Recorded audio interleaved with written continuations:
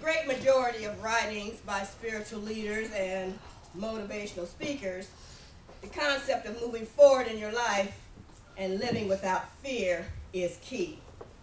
I suspect it's such a popular subject because fear is the #1 reason why folks are tempted to avoid what's being asked of them. Doesn't matter if they're being asked physically or spiritually to do something, fear has a tendency to lurk in the background. Sometimes we have to remind ourselves, I walk forward without fear this day. I walk forward without fear this day. I walk forward without fear this day. Understand that fear will sink you quicker than anything else.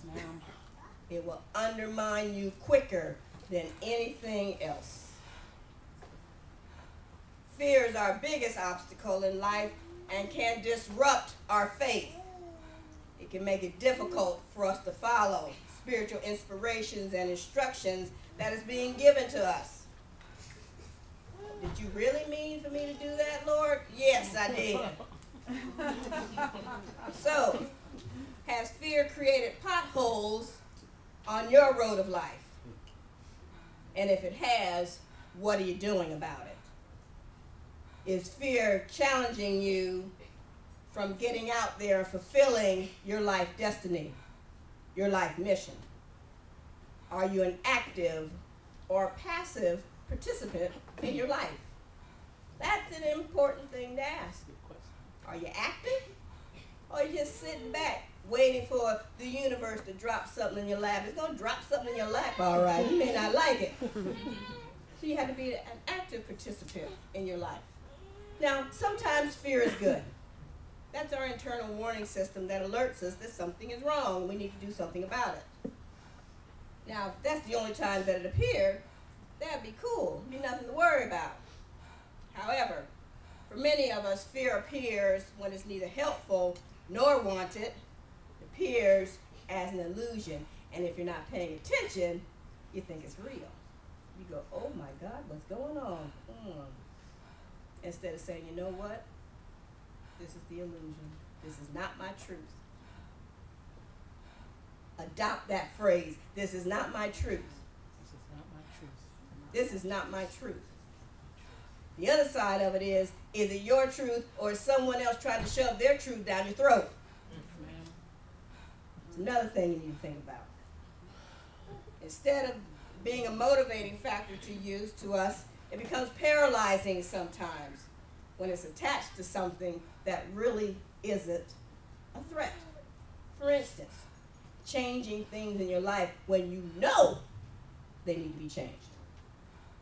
The meaning of insanity, doing something over and over again the same way, expecting different results. You know there's a change that needs to happen. What are you afraid of? You choose. If it's not the right choice, you choose again. If it's not the right choice, you choose again. Don't you understand? You're a free will being. Because God has an infinite number of possibilities. That's right. Infinite. All you got to do is choose something different if it's not working for you. And nobody has a book that says, you didn't have 15 choices. You're done. No. Not at all. If you live in fear, you will never grow. If you live in fear, you'll never grow. And you'll risk never experiencing the creative potential that our Father, Mother, God has placed within you. Because remember, your spirit is His spirit. Your mind is His mind. Your substance is His substance. That's what He used to create you with. You're the one that had all that extra stuff on the side. All that extra gravy floating around there. He didn't ask you to do that, but we're free will beings. But we can add that parsley, a little salt and pepper. Remember, growth entails some degree of risk. And risk sometimes has an element of fear to it. But that's a healthy fear. Healthy fear becomes unhealthy fear if you allow fear to become a pattern or a habit in your lifetime, then it becomes unhealthy fear.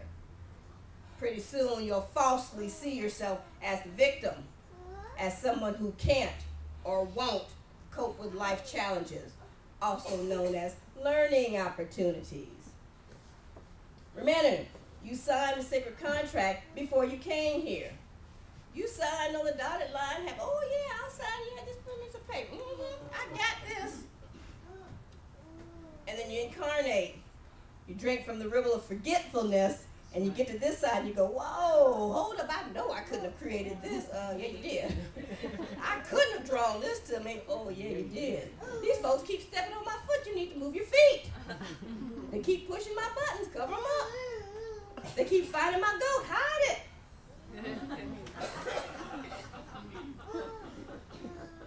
You got to step up to the plate. Do what you said you're going to do. Thank you, darling. Say thank you, baby. No. Thank you for that confirmation. Even the children know. You can't be deeply joyful and full of gratitude and chronically fearful at the same time. It's impossible. It's impossible. You have one or the other. Take your choice. Can't have your cake and eat it too on this one. Of course, you can think you can, but you can't. Trust me, they're incompatible. So the question is this: how much of your fear are you willing to relinquish? How much of your fear are you willing to give up? How much of it are you willing to let go? Or has it become a security blanket in your life? An excuse for why you can't do? Well, I can't do that. I can't do this. So-and-so says I can't do that. Who the heck is that? You need to be listening to that inner voice within. You need to be listening to your inner self, your higher self, the Father, Mother, God. If you listen to that, all this other stuff, thank you, baby, all this other stuff on the outside wouldn't matter. That's right. Pay attention to what you're paying attention to. Our guest speaker this morning, the prime example of letting go of fear. I know you all recognize her. Her name is Lillian Feliciano. She's been a Harmony member for 17 years. She's a retired Marine Sergeant, so don't mess with her. Yes, ma'am. I'm honored to have her speak to us this morning. Without any further ado, Miss Lillian. Okay.